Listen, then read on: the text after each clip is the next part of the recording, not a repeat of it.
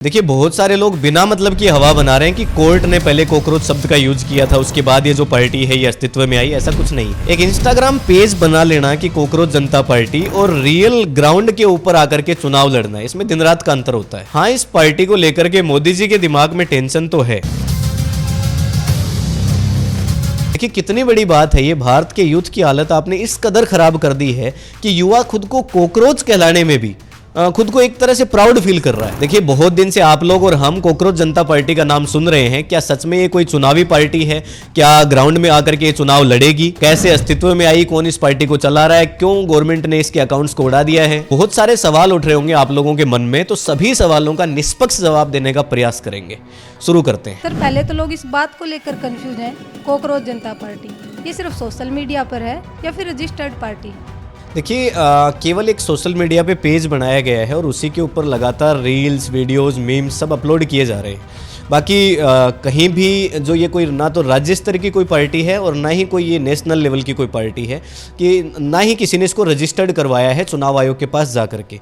तो सिर्फ ये एक आप इसको सोशल मीडिया का ड्रामा बुला सकते हैं, इससे ज़्यादा कुछ नहीं है। सर आप इस बात को ड्रामा कह रहे हो, और कॉकरोच जनता पार्टी ने कुछ ही दिन में मिलियंस ऑफ फॉलोअर्स अचीव किए हैं, यहाँ तक कि बीजेपी से भी आगे निकल चुकी है। देखिए पहली बात तो सोशल मीडिया के ऊपर एक दो दिन तक ट्रेंड्स का चलना ये बहुत नॉर्मल बात है। कितने सारे ट्रेंड डेली इंडिया के अंदर आते हैं बात और बिना बात के, है ना। लेकिन फिर भी ये सही बात है कि मिलियंस ऑफ लोगों का इमोशनली किसी पार्टी के साथ जुड़ना या किसी भी पेज के साथ जुड़ना, ये थोड़ी सी बात अपने आप में अजीब लगती है। हाल ही में नीट का पेपर भी लीक हुआ था। खुद मोदी जी ने आकर के देश को एड्रेस किया था कि भाई देश की आर्थिक स्थिति खराब है, हेल्प मांगी थी। नाकारा सरकार है देश में जो कुछ कर नहीं पा रही है। पेट्रोल के दाम देखते ही देखते 7.5 रुपए तक बढ़ गए हैं।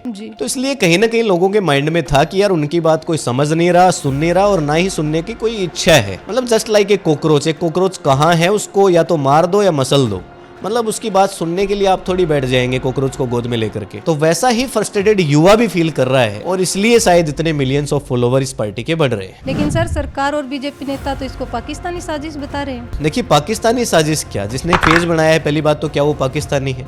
और दूसरी बात मतलब क्या जितने भी लोगों ने इनको फॉलो किया है आपने सबको चेक कर लिया है? क्योंकि इंस्टाग्राम को अच्छी तरह से आप पूरी गवर्नमेंट आपकी ही ऑपरेट करती है, तो जिसका भी पेज उड़ाना होता है या चीज़ें ठीक करनी होती हैं आप लोग ही करते हैं अपने हाथ से बटन दबा करके। तो इसलिए आपको पता है कि जितने भी फॉलोवर्स हैं वो सब पाकिस्तान से आए हैं।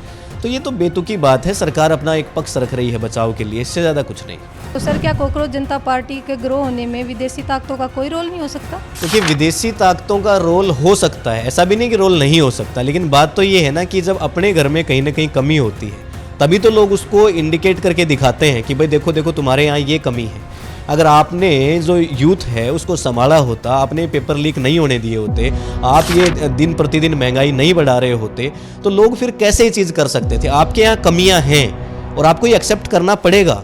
भाई लोगों को बोलने का मौका आपने खुद दिया है, आपने लोगों को चल करके बताया है कि हमारी आर्थिक स्थिति बेकार है, ठीक नहीं है। जबकि इतने सालों से आपकी सरकार है तो आप किसके ऊपर दोष देंगे? दे दीजिए दोष नेहरू को, महात्मा गांधी को, या फिर एक रिजिग्नेशन दे दीजिए कि हम संभालने में असफल रहे, कोई और संभाल लो। तो सर क्या बीजेपी को ये नैरेटिव समझ में नहीं आता? मैं तो कह रहा हूँ दुनिया की वो पार्टी जिसको ये नैरेटिव समझ में आता है वो बीजेपी ही है।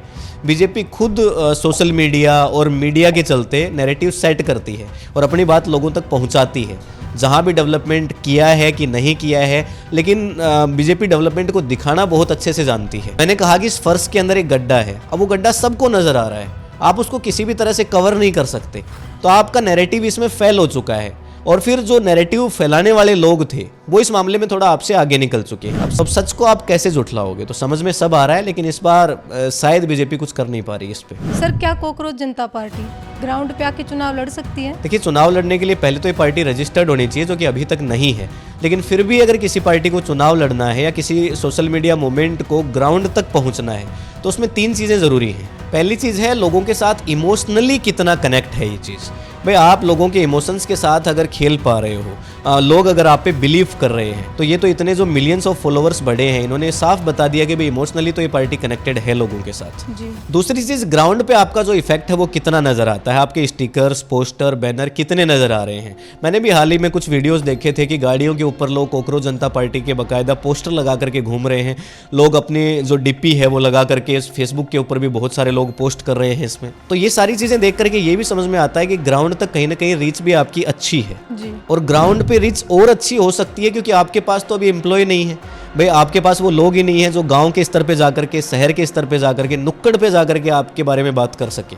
जी तो अगर वो लोग होते बीजेपी की तरह आपके पास तो निश्चित रूप से आप ग्राउंड से और ज्यादा कनेक्टिविटी कर पाते। और तीसरी चीज है कि आपका जो पॉलिटिकल नैरेटिव है वो ठीक होना चाहिए कि भाई आप लेफ्ट विंग से बिलोंग करते हो कि राइट विंग से बिलोंग करते हो, या फिर आपका मैनिफेस्टो क्या है चुनाव के अंदर, भाई आप क्या करोगे वो भी ये पार्टी खुल करके बता रही है। जी भाई कम से कम इसके पास अभी वो मुद्दे हैं जो जनता को चाहिए। तो मैं तो कह रहा हूँ ये पार्टी क्या कोई भी पार्टी आकर के अगर जनता के मुद्दों पे चुनाव लड़ेगी तो शायद हो सकता है कि लोग उसका समर्थन करेंगे। क्या कॉकरोच जनता पार्टी सरकार के लिए खतरा बन गई है?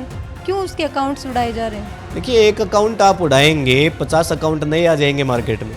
बात ये नहीं है। जिस हिसाब से फॉलोअर्स के मामले में बीजेपी को इस पार्टी ने पीछे छोड़ा है तो चिंता तो लाजमी है। जी भारत के अंदर सरकारों ने इस तरह का माहौल क्रिएट कर दिया है कि भाई आप सवाल पूछोगे तो आप एंटी नेशनल हो। हमारे वीडियोज की जो क्लिप्स फेसबुक पे जाती हैं वहां करके नीचे लोग लिखते रहते हैं कि भाई आप लोग एंटी नेशनल हो। तो इस हद तक चीजें हो चुकी हैं कि भारत का युवा सवाल तक नहीं पूछ सकता है। जी लेकिन इस पार्टी ने लोगों को एक प्लेटफॉर्म दिया है। लोग हंस रहे हैं, लोग गा रहे हैं, रील्स बना रहे हैं, मीम्स बना रहे हैं, खुल करके अपने मन की बात रख तो रहे हैं कि भाई हम इस कष्ट में हैं। जी और इसलिए सरकार शायद इनकी वेबसाइट डाउन कर रही है, ट्विटर अकाउंट को होल्ड कर रही है। जी तो अगर सच में सरकार को डर लग रहा है तो ये एक अच्छी बात है, अच्छा सिग्नल है। सरकार को जनता से डरना भी चाहिए और अच्छे सुधार करने चाहिए। अब क्या हो सकता है ताकि युवाओं का जो भरोसा सरकार ने खो दिया है वो वापस अचीव कर सके सरकार। लेकिन सर, जो काम कॉकरोच जनता पार्टी कर रही है वो काम तो विपक्ष का है। इसका मतलब विपक्ष फेल है? देखिए, विपक्ष जो फेल है इसीलिए तो ये सारी चीज़ें हो रही हैं।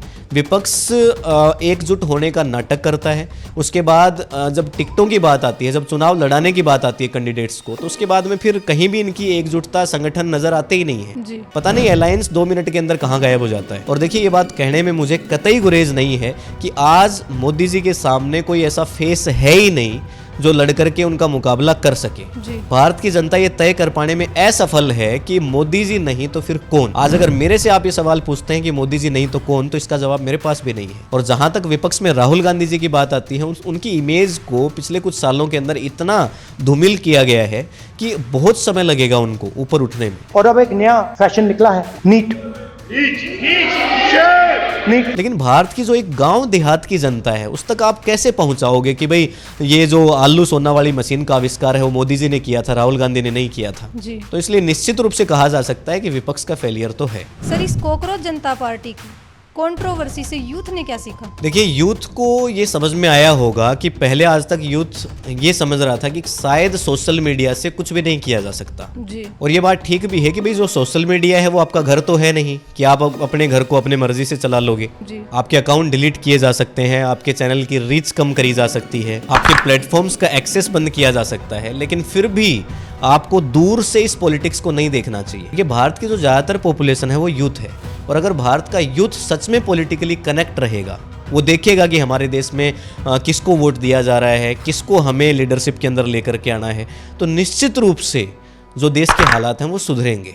जी शायद यूथ को ये चीज़ समझ में आई होगी जब एग्जाम लीक होते हैं, बेरोजगारी बढ़ती है, महंगाई बढ़ती है, उसका सीधा सीधा असर यूथ के फ्यूचर पे पड़ता है। और यूथ को मैनिपुलेट किया जाता है सरकारों के द्वारा, या तो उनको धर्म के मुद्दे में उलझा के छोड़ दिया जाता है। इंटरटेनर्स, इन्फ्लुएंसर्स भी बहुत हद तक इसमें बड़ा रोल प्ले करते हैं यूथ को बहकाने में, भटकाने में सही रास्ते से। लेकिन इतने सारे मिलियंस ऑफ यूथ को एक साथ जगा देने का काम इस कॉकरोच जनता पार्टी ने किया है। शायद यूथ ने भी पहली बार ही देखा होगा कि मिलियंस ऑफ यूथ एक साथ एकजुट हो सकता है और मिलकर के आवाज उठा सकता है और लोगों को उनकी बातें सुननी पड़ेंगी। तो सर, होप करती हूँ ऑडियंस को हमारा कन्वर्जेशन पसंद आया होगा। देखिए, मैं भी ऐसी उम्मीद करता हूं कि लोगों ने इस कन्वर्सेशन को समझा होगा। और अगर ऑडियंस की राय मेरे से अलग है तो वो कमेंट सेक्शन में लिख करके जरूर बताएं। मैं हमेशा कहता हूं कि comment section is always yours.